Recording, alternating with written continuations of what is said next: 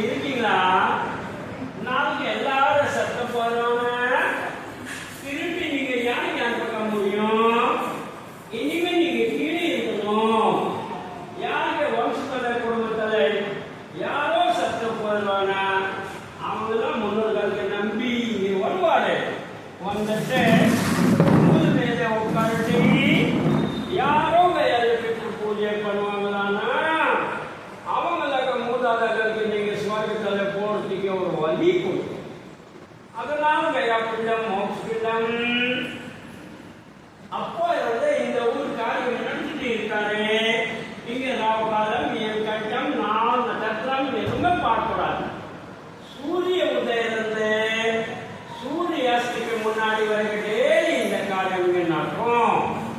அதுக்கு அப்புறம் இந்த ஊர்ல சீதை தசரத சக்கரவர்த்திக்கு பிண்டம் பண்ணிட்டாரு.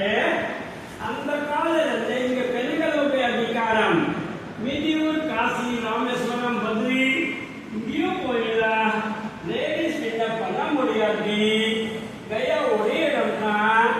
ஆம்பளை மாதிரி பெண்கள் சுமந்தி வீடு யாரோ தனியா வந்தேன்னா கயால மட்டும் லேடிஸ் பிண்டம் போட முடியும்.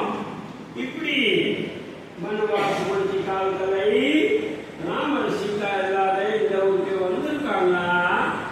இந்த ஊர்ல யாரு இருக்காங்க? 6 பேர் பல்குனி ஆறு.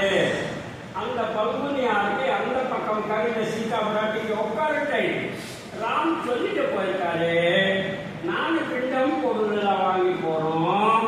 வந்ததுக்கு அப்புறம் கோயிலுக்கு போய் அப்பாவுக்கு கர்மம் முடிச்சு அப்புறம் அயோத்திக்கு போவோம்.